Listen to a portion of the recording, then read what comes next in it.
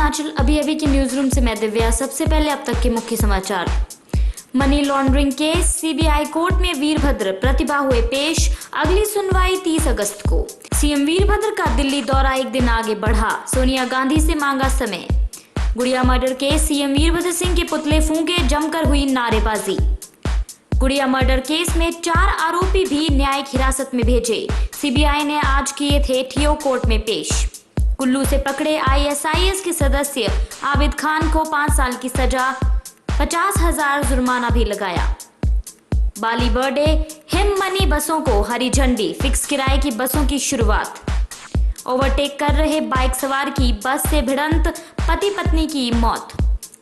सितंबर में होंगी 6 विषयों की टेट परीक्षाएं, 1 अगस्त से करें आवेदन। अब समाचार विस्तार से।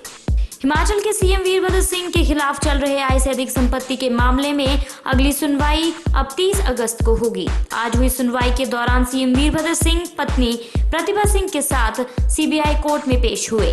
कोर्ट में वीरभद्र सिंह, प्रतिभा सिंह और 7 अन्य ने अर्जी लगाई और आय से अधिक संपत्ति केस में चार्जशीट और कुछ कागजात मांगे। कोर्ट ने सभी की उपस्थिति में सीबीआई द्वारा दायर चार्जशीट के दस्तावेजों की पड़ताल की और वकीलों की कुछ जिरह के बाद मामले की सुनवाई 30 अगस्त के लिए टल गई। उनके साथ कोर्ट में उद्योग मंत्री मुकेश अग्निहोत्री, वन मंत्री ठाकुर सिंह भरमौरी भी मौजूद रहे। चुनाव की दहलीज पर खड़े हिमाचल में कांग्रेस संगठन व सरकार के बीच जारी गतिरोध के चलते सीएम वीरभद्र सिंह का दिल्ली प्रवास एक दिन आगे बढ़ गया है। वीरभद्र सिंह को आज वापस शिमला जाना था, लेकिन अब वे शुक्रवार यानी कल वापस शिमला जाएंगे। ऐसा भी पता चला है कि वीरभद्र सिंह ने कांग्रेस अध्यक्ष सोनिया गांधी से मिलने का समय मांगा है। हालांकि अभी समय मुकर्रर नहीं हो पाया है। उम्मीद जताई जा रही है कि शाम तक मुलाकात हो जाएगी। उनके दिल्ली रुकने की एक वजह यह भी रही है, सीएम वीरभद्र सिंह दिल्ली स्थित हिमाचल भवन में ठहरे हुए हैं। वहां पर उनके समर्थक मंत्रियों के साथ लगातार गुफ्तगू जारी है। गुड़िया प्रकरण के मामले पर बीजेपी ने सीएम वीरभद्र सिंह से इस्तीफे की मांग की है। बीजेपी ने अपनी मांग पर दबाव बनाने के लिए गुरुवार को प्रदेश भर में बूथ स्तर पर सीएम के पुतले जलाए।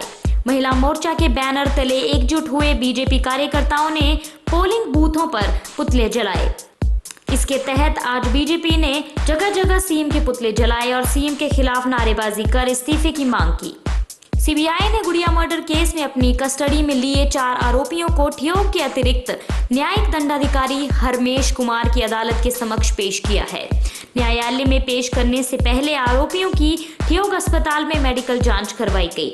उसके बाद आरोपी सुभाष बिष्ट, लोकजन उर्फ छोटू, राजेंद्र सिंह उर्फ राजू और दीपक को आगामी प्रक्रिया के लिए न्यायालय में पेश किया गया है। कोर्ट ने इन्हें न्यायिक हिरासत में भेज दिया है। इन चारों को शिमला की कंडा जेल शिफ्ट किया जाएगा। अन्य समाचार ब्रेक के बाद। मछली जल की रानी है, जीवन उसका पानी है। हाथ लगाओ डर जाएगी, बाहर निकालो मर जाएगी। ये कविता हम सब बचपन से सुनते आ रहे हैं दोस्तों। मछली की ओर तो सबने ध्यान दिया, लेकिन क्या किसी का ध्यान जल की तरफ भी गया? अगर भविष्य में जल ही नहीं होगा तो जीवन के अस्तित्व की कल्पना ही कैसे की जा सकती है? वर्तमान समय में जल संकट एक विकराल समस्या का रूप ले चुका है। अगर आज पानी की अहमियत न समझी गई, अगर आज पानी नहीं बचाया गया, तो कहीं ऐसा न हो कि कल हमें पानी की एक बूंद भी नसीब न हो और हमारा हाल भी उस मछली जैसा न हो जो पानी के बिना तड़प तड़प कर मर जाती है। तो आइए दोस्तों, हिमाचल अभी के साथ मिलकर आज ही पानी को बचाने का संकल्प लें। शुरुआत अपने घर से करें और अपने वर्तमान के साथ साथ अपनी आने वाली पीढ़ियों को जल रूपी अमृत की सौगात दें, क्योंकि जल है तो कल है।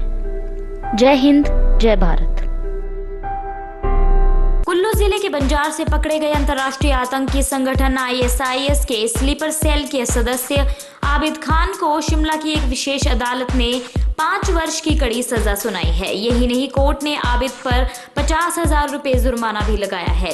आबिद को ये सजा आईएसआईएस के लिए स्लीपर सेल के रूप में कार्य करने के आरोप साबित होने पर सुनाई गई है। सजा सुनाए जाने से पहले उसने सारे आरोप कबूल कर लिए थे। मूल रूप से कर्नाटक के रहने वाले आबिद को एनआईए की टीम ने बंजार से पकड़ा था। ये बंजार में एक चर्च में पॉल नाम से रह रहा था। आबिद वहां रहकर इंटरनेट के माध्यम से ISIS के संपर्क में था और कई जानकारियां उन्हें दे रहा था। परिवहन मंत्री जीएस बाली ने आज नई हिममनी बसों को हरी झंडी दिखाकर रूटों पर रवाना कर दिया। आज 6 रूटों पर बसों की शुरुआत की गई है। हालांकि HRTC ने अपने बेड़े में 30 नई डिलक्स बसों को शामिल किया है। इन बसों में पुश बैक सीट सहित यात्रियों के मनोरंजन के लिए LED टीवी आदि की सुविधा होगी। इनका किराया साधारण बसों से थोड़ा ज्यादा होगा।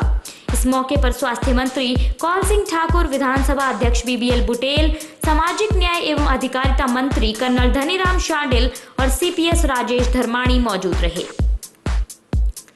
नादौन के कलूर में दिल दहला देने वाले हादसे में पति पत्नी की मौत हो गई, जबकि 1.5 साल का मासूम जिंदगी और मौत से जंग लड़ रहा है।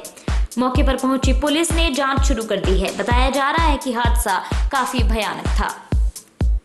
बहरहाल रक्कड़ के संजीव और शिवानी बाइक पर सवार होकर जा रहे थे। जब कलूर के समीप संजीव ने एक बस को ओवरटेक करने की कोशिश की तो अचानक सामने से HRTC की बस आ गई। बताया जा रहा है कि बस और बाइक की आमने सामने की भिड़ंत हो गई, जिसमें पत्नी शिवानी की मौके पर ही मौत हो गई, जबकि संजीव ने अस्पताल जाते समय रास्ते में दम तोड़ दिया। शिक्षा बोर्ड ने JBT, TGT arts, TGT medical, TGT non medical, भाषा अध्यापक व शास्त्री टेट परीक्षा के लिए तिथियां घोषित कर दी है। टेट परीक्षा 3, 9 व 10 सितंबर को होगी। परीक्षा के लिए ऑनलाइन आवेदन 1 अगस्त से 20 अगस्त तक भरे जा सकते हैं। शिक्षा बोर्ड के सचिव मस्तराम भारद्वाज ने बताया कि वर्ष 2017 में 6 विषयों की JBT, TGT arts, TGT medical, TGT non medical, भाषा अध्यापक व शास्त्री के लिए टेट परीक्षाओं का आयोजन शिक्षा निदेशालय से प्राप्त दिशा निर्देशों के अनुसार किया जा रहा है। 6 विषयों के लिए ऑनलाइन आवेदन 1 अगस्त से 20 अगस्त तक भरे जाएंगे। JBT टैट और शास्त्री की परीक्षा 3 सितंबर को होगी। TGT नॉन मेडिकल टैट व भाषा अध्यापक टैट परीक्षा 9 सितंबर को होगी। TGT आर्ट्स व TGT मेडिकल टैट की परीक्षा 10 सितंबर को क्रमशः सुबह 10 से 12:30 बजे व 2 से 4:30 बजे तक होगी।